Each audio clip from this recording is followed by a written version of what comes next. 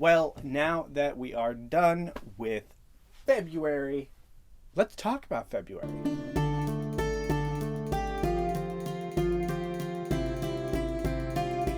Welcome to the Ponderings of Pete. I am Pete. Don't know why I said it that way, but welcome. If you're new here, thank you for coming. I really appreciate you. I talk about fantasy, I talk about sci-fi, I talk about some other random stuff that's literary fiction sometimes, but mostly just fantasy in terms of books. So yeah, and if you're not new here, welcome back. Thank you for coming back. You know the whole thing. Let's talk about February, shall we? Because February happened. What did I read? So I'm going to talk about what I read, and then I'm going to talk about what I played, because honestly, what I played was also a lot of time. And I've seen some other booktubers do it, and I kind of want to start doing it too, just because, you know, it's another nerd part of my life. You know. One of the first books I read this month was Gurzil by Anonymous. Let me shoot over to this third of the frame. Gurzil is a self-published book. It is a debut by said author. And it was good. It was really good. I would describe this as historical fiction, but with a lot of liberties taken, simply because Anonymous does a really good job of blending histories and myths and legends all together into this narrative that he is creating. It is really short. It's around 250 pages.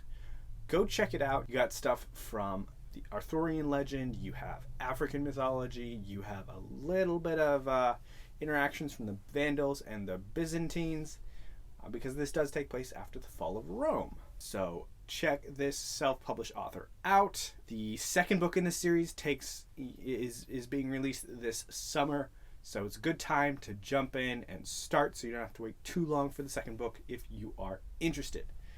Next up, I read Piranesi by Susanna Clarke. Guys, this is a beautiful book. Like, I can't really say much else. I mean, I can, but it is definitely an atmospheric book. It asks some interesting questions that you should think of afterwards, like happiness in what you do. And also just the general atmosphere is amazing and peaceful and calming. Not a book to hyperanalyze in the moment, I would say. Like, for instance, it takes place in a magical manor. And that's what I'm going to say about that. When I first started the book, my temptation was to map the manor. And that's not... It's a magical manor. Let's just say it's a magical manor, almost impossible to be mapped based on a lot of different things. Don't take this book as a heavy analysis book, and you will enjoy it. So yeah, just after reading this book, Susanna Clarke has become an auto-buy author. Like, if she releases something, you can bet your bottom dollar that I'm going to buy it, because she has such a beautiful writing style, and I've enjoyed everything that I've read by her so far. Next up, let's talk about Age of Ash by Daniel Abraham. So, Age of Ash. What was this book all about? This book was an Abraham book. It was the first book in a series about the city of Kithamar. It follows a thief in the poorest part of town named Alice, or Elise, however you want to pronounce it. And it was really good. This was a classical Daniel Abraham first book, so I could tell there was a lot of setup. There was a lot of threads that were left hanging. Not specifically in Elise's story, but in the story of the city as a whole, that I fully expect to be fulfilled in the next two books of this trilogy that he is writing. I wouldn't recommend this as a starting point for Daniel Abraham, simply because LPQ is a phenomenal series, and it also teaches you to trust Abraham, where also every single entry is really good. And I can't necessarily recommend this as a starting point, because I don't know the ending, and I don't know how satisfying the ending of the series is. That being said, I do think it's a really good book. It's definitely not The Expanse, which is something to be cautious of. I really like this book and its explorations of grief and of loyalty and of just power to a certain extent as well. I still got to think on it. I'm going to film a review soon, probably right after I film this one, and that'll be out this weekend probably. So keep an eye out for that. I will talk more about it. What else? The next book I read was Royal Assassin by Robin Hobb. This was a reread for me, but I still made the mistake of doing a 2 a.m. morning for the finishing of this book, because I was just like, I gotta get this done. And it was good, guys. It was hurtful, but it was good. There was a lot of sadness going on because of that just interesting ending that is Royal Assassin. In fact, I actually started Assassin's Quest, the third one, like right afterward. I thought I was going to like have a book in between the two, but I was just kind of a little bit distraught. This was like an ending that I've been sitting on for a few years, and I knew I needed to reread the books in order to get past this ending. So I was just like, I gotta start Assassin's Quest. And I did. So I'm reading that right now. I think there are definitely some critiques about it involving Fitz's stupidity in this book, but I think it's important to remember that Fitz, our main character, is still like 16 at the time this book happened, 16-ish. So he's still young and dumb.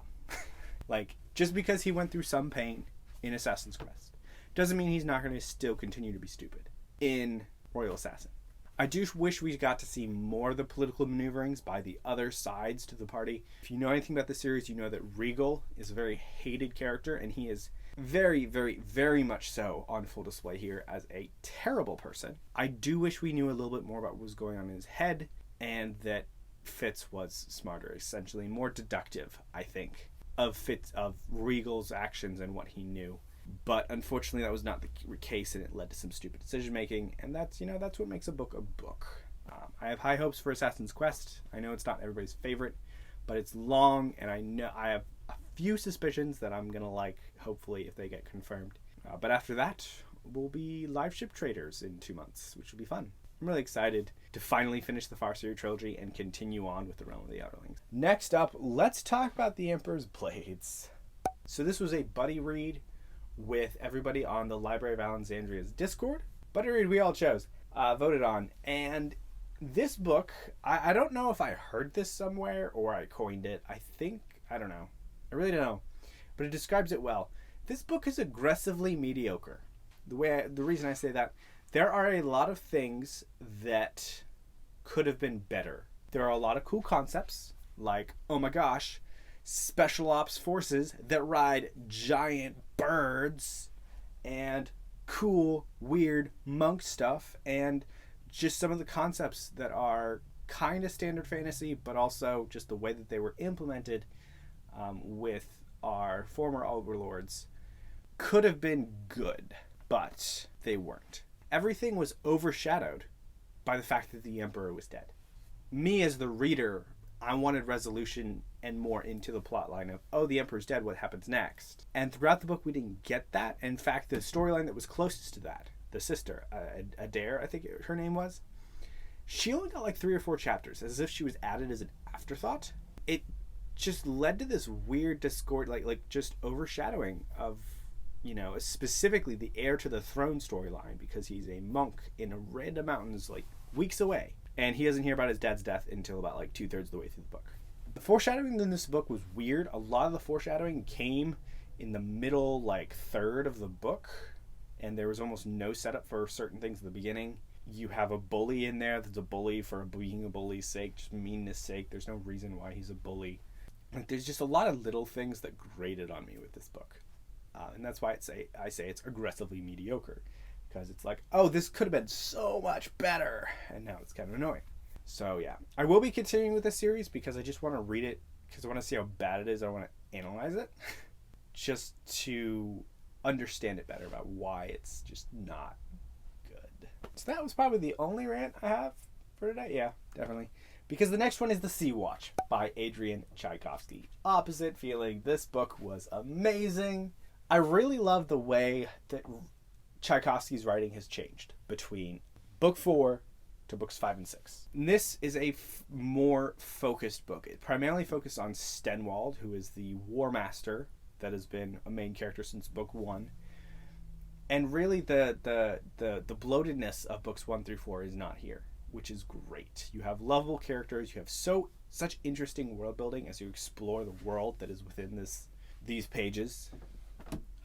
And that's really Tchaikovsky's strength, is building a fully realized and understandable world with great politics, great characters when he really, hunkers down and tries to create them. Like, Stenwald is amazing, and I only thought he was okay during the first 4 books, but now, he's amazing. Go read Tchaikovsky's Shadows of the Yap. It was his debut 10-book series.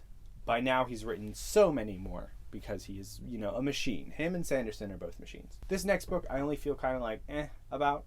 I don't feel like super strongly about it. And that is 5th Season by N.K. Jemisin. And I was excited for this book because it's, it won, what was the Nebula Award, I believe. No, not the Nebula, the Hugo Award. And I've heard a lot of people talk so many good things about it. And there were some things in this book that I liked. I think the world was very interesting as a dystopian world. And the magic was interesting. The characters I didn't connect to at all.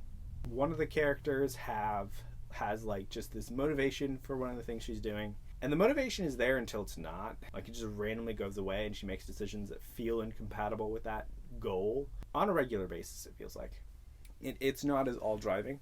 I think the use of the second person you was a really good, I thought it was good. It didn't bother me at all. I think it made sense with the structure of the story she was trying to tell. It was interesting. Definitely added a little bit of mystery that was cool. The romance in this book kind of didn't really hit for me, mostly because it kind of just happened. There was no foreshadowing. It's like, oh yeah, this is happening now, and it was kind of And then there were definitely some questionable decisions, ethical decisions made by some of the characters that I was like, and to a certain extent that was the nature of the situation they were put in, just with the dystopian nature of this world. And there were some low-key horrifying things in this book. Horrible concepts of like, oh my gosh, we would do that to a human being? What? And I think for the most part, one of the things that I would attribute a lot of this to is dystopians are hit or miss for me. Dystopians aren't my favorite genre. I definitely got burnt out a little bit with YA dystopian back in the day, back when it was trending. So dystopians tend to either, sometimes they're really good, but sometimes they're just like, it's another dystopian. The world was fascinating, but the world building in this wasn't enough to save me from this book. I'm gonna indefinitely put this one to the side, because I do have Obelisk Gate and Stone Sky. I think I'd like to continue them eventually, maybe. But for now, I'm just gonna put them to the side, and if I feel better about it later, I might pick them up. So yeah, that was my thoughts on 5th season. One last thing. The ending was crazy for various reasons, and it definitely hit me. But the ending hit me because I'm a sucker for a certain thing. Not because of the characters, not because of anything else, but it hit me because that thing usually just hits me. So it felt like it wasn't the nature of the writing, it was just the appeal to the person versus the writing. But that's it. So, yeah.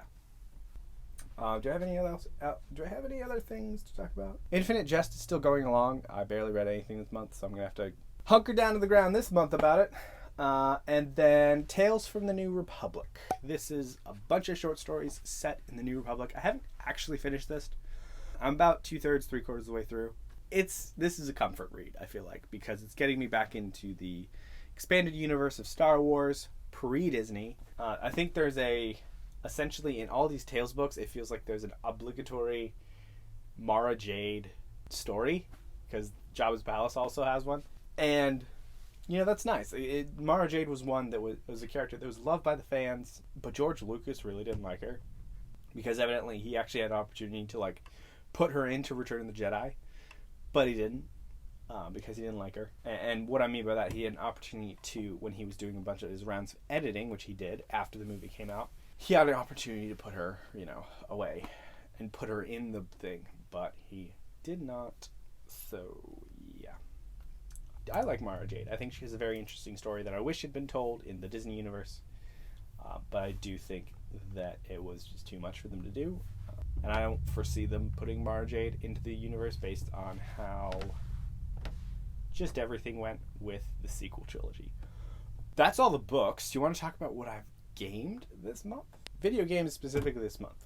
There are two that I started this month. It's kind of wild. I think I actually started the first one in January, but I haven't talked about it, so I will. And that is the Sea of Thieves. I've definitely mentioned this one before in a few videos. And this is a pirate game. This is a pirate sandbox game where you're a pirate and you have a ship. And you're supposed to manage the ship and be pirate.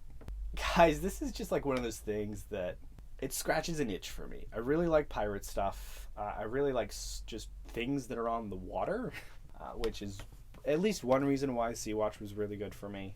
Whether it's above water or not. There's some underwater stuff in this thing that's really cool. But you can go around as a pirate and destroy, megalodons and krakens and steal treasure and from other people. It's a fully PvP game.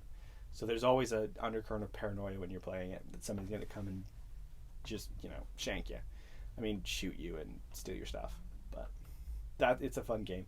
The other one is Horizon Forbidden West. So Horizon Zero Dawn was an amazing game that I played a few years back. I didn't play it at release because I didn't have a PS4 at that time.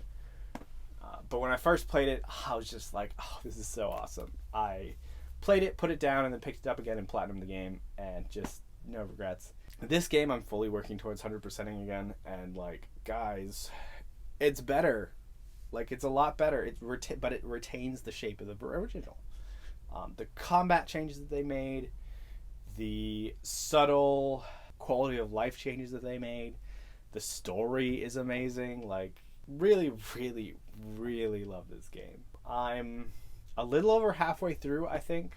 I tend to, I've explored most of the map by now. Already hit max level. I'm only about halfway through the story because that's the type of player I am. Because I just go around and, have fun with the combat because it's so good, guys. I think that's one of the things that I really love about this is you get to take down giant robot dinosaurs with a bow, arrow, maybe some slingshot stuff. It's really good. So check either of these out. If you have any questions for me, whether it's what I'm reading this month, what I read last month, the games I'm playing, let me know in the comments. What was your favorite book that you read last month? Let me know. Thank you so much for getting this far. You're awesome, and make sure to get some rest. See ya.